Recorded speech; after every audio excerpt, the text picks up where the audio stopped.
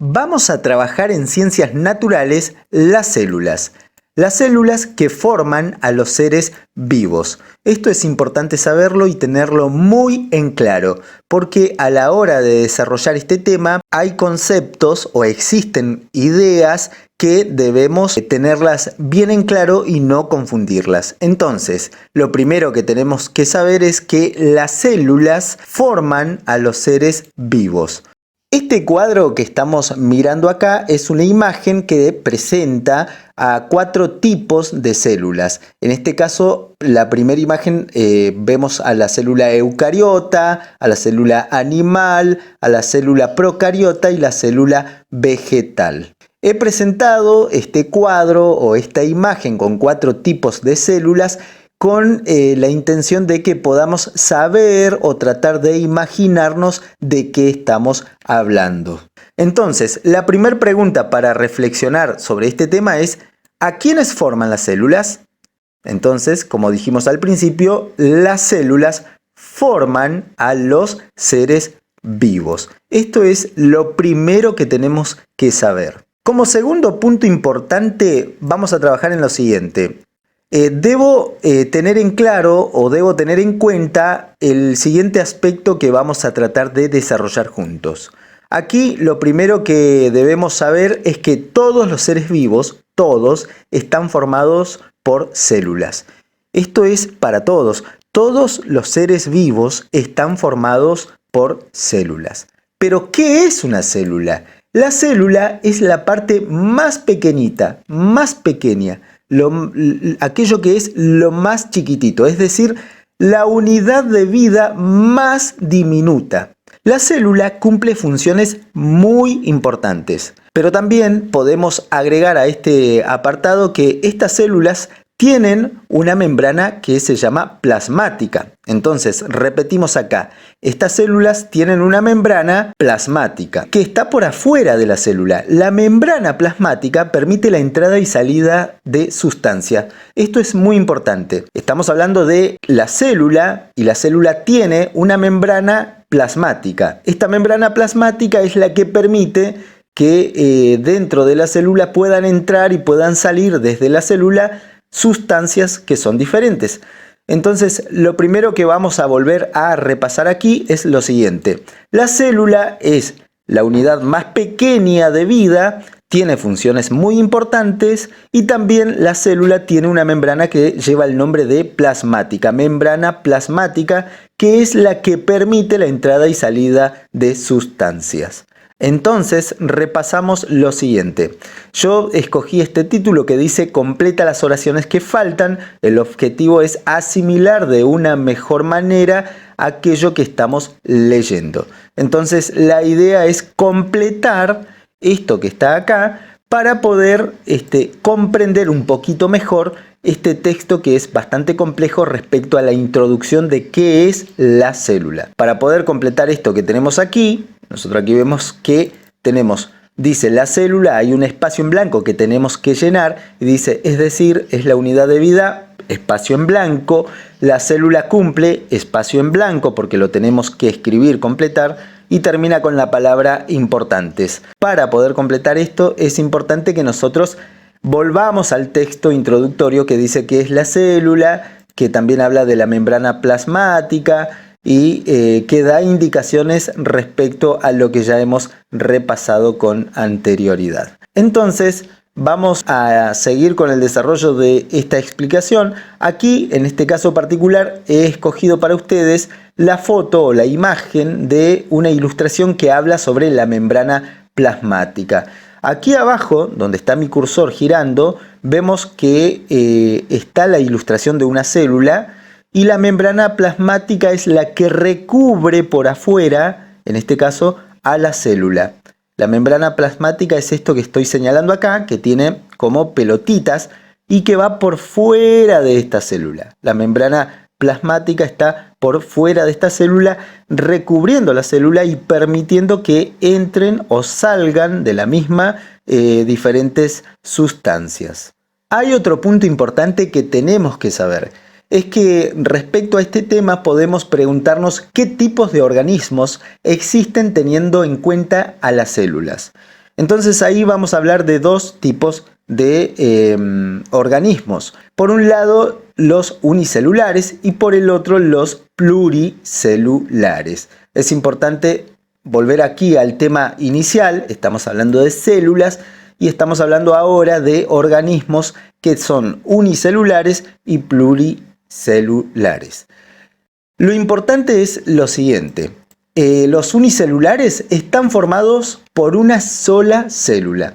Estos organismos que tienen una sola célula son las bacterias y los protozoos. Aquí tenemos una imagen que ilustra a un protozoo. Recordemos que hay varios, pero nosotros escogimos esta imagen para decir que es un protozoo. Y en esta otra imagen, que está del lado derecho de la pantalla, podemos observar que existen diferentes imágenes dentro de una misma imagen que habla o muestra diferentes tipos de bacterias. Recordemos que las bacterias son muchas, por lo tanto aquí hay un recorte dentro de una imagen que tiene varias o varios tipos de bacterias. Entonces, recordemos, ¿los unicelulares están formados por varias células o una célula? Esto es lo que estamos preguntando para poder repasar respecto a lo que acabamos de leer. ¿Los unicelulares están formados por varias células o por una sola célula? ¿Cuáles son los organismos que tienen una sola célula? ¿Los unicelulares o los pluricelulares? Por otro lado, vamos a ver el siguiente tipo de organismo. En este caso estamos hablando de pluricelulares. Y que básicamente la información dice lo siguiente. Esto quiere decir que dichos organismos poseen muchas células. Estos son las plantas y los animales. Animales, diferentes animales y diferentes plantas. En esta imagen que he tratado de compartirles para poder ilustrar esta interpretación de cuáles son los organismos pluricelulares. Entonces, repasemos aquí. Los organismos pluricelulares son aquellos que poseen muchas células. Estos son o pueden ser las plantas y los animales. Vamos a repasar esto que acabamos de mencionar con una pregunta.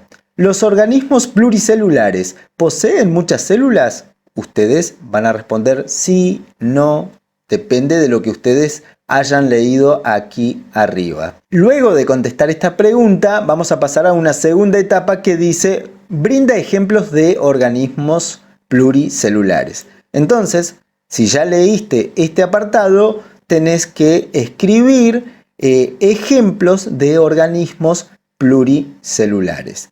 Es importante que leas el texto que está escrito, que repases este video para poder responder de manera personal esto que está preguntando o que está diciendo que indiques aquí abajo. Estas células de las cuales estamos hablando poseen ciertas características que tenemos que tener en cuenta. En este caso, el recorte que hemos hecho dice que la célula está formada por un material que está en su interior. El material que está en el interior de la célula se llama citoplasma. El citoplasma, aquí he escogido una imagen para poder entender un poco de qué se trata. Vemos una célula y tenemos la palabra citoplasma en color verde oscuro y es lo que está dentro de la célula, ¿sí? Entonces repasamos acá. La célula está formada por un material que está en su interior y que lleva el nombre de citoplasma. La pregunta sobre la que reflexionaremos es ¿dónde está el citoplasma? Entonces ustedes van a mirar esta imagen o van a leer lo que acabamos de nombrar o de mencionar o de detallar y van a tratar de contestar esta pregunta que sirve para reflexionar respecto al texto. ¿Dónde está el citoplasma? Luego vamos a repasar de la siguiente manera. Vamos a encerrar la opción correcta y las opciones son en el exterior o en el interior. ¿Dónde está el citoplasma? ¿En el exterior o en el interior? Este citoplasma tiene en su interior agua y componentes como organelas. Esto es muy importante saberlo porque cualquier profesor o profesora puede preguntarle ¿qué tiene en el interior este citoplasma? Bueno, tiene agua y componentes como organelas. Volvemos a preguntar aquí, ¿qué tiene el citoplasma en su interior? tiene agua y componentes como organelas. Las organelas son estas que están acá señalando o están señaladas, identificadas en esta imagen. Aquí dice organelos, pero no se asusten porque también quiere decir organelas. Repasamos. Entonces, la pregunta es, ¿el citoplasma qué tiene en su interior? Bueno, esa es una pregunta que merece una respuesta, por lo tanto tenés que indagar en esto que nosotros acabamos de escribir y de pronunciar. Por último, haciendo un recorte de este tema que es tan extenso, hay que saber también lo siguiente, que existen dos tipos de células y que se llaman procariotas y eucariotas. Repasamos acá. Existen dos tipos de células, estas son las procariotas y las eucariotas. Las procariotas son las que formaron a los primeros seres vivos aquí en la Tierra. Un ejemplo de ellas son las bacterias. Las células procariotas poseen ADN suelto dentro del citoplasma. Repasamos acá. Las células procariotas son las que formaron a los primeros seres vivos en la Tierra. Un ejemplo de ellas son las bacterias. Las células procariotas poseen ADN suelto dentro del citoplasma. Es importante que nosotros leamos nuevamente 2 o 3 o 4 veces las veces que sean necesarias para poder interpretar qué es lo que dice respecto a las células procariotas. Las células eucariotas, por otro lado, tienen organelas con funciones que son muy importantes. Estas funciones son la digestión, la respiración, el almacenamiento o síntesis de sustancias y eliminación de desechos. Las células eucariotas tienen un núcleo limitado dentro de la cual está el ADN. Entonces, ¿quiénes tienen células eucariotas? Tienen células eucariotas los animales, las plantas y hongos y protozoos. Repasamos. Aquí nosotros vamos a completar las oraciones que faltan bajo el objetivo de asimilar de una mejor manera aquello que estamos leyendo. Entonces dice, procariotas son las que, espacio en blanco, un ejemplo de ellas son las bacterias. Las células procariotas poseen espacio en blanco, eso es lo que hay que llenar, pero hay que leer en este caso aquello que define a las células procariotas y que acabamos de leer hace un momento. Por otro lado también tenemos las eucariotas. En este caso las eucariotas existe un espacio en blanco que tenemos que llenar y dice, por ejemplo, digestión, espacio en blanco, almacenamiento, o espacio en blanco y eliminación de desechos. Es importante que para que podamos resolver esta actividad de manera autónoma, es decir, contestando los espacios en blancos respecto a las procariotas y las eucariotas, podamos volver a los conceptos que ya hemos leído anteriormente, donde se dice qué es una procariota o qué característica tiene. También las eucariotas, qué característica poseen, qué son las eucariotas. Es importante repasar esa serie de conceptos para poder realizar de manera autónoma esta actividad que estamos proponiendo. Por último, vamos a traer aquí una palabra que es muy complicada de pronunciar y es importante separarla. En este caso estamos hablando del término ADN, que significa desoxirribonucleico.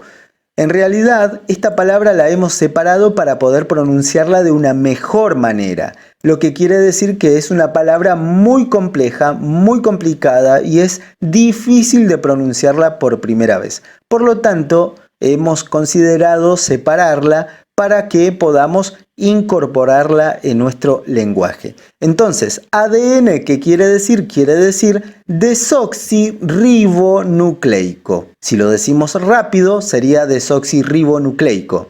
Es bastante complicada, por lo tanto es conveniente separarla.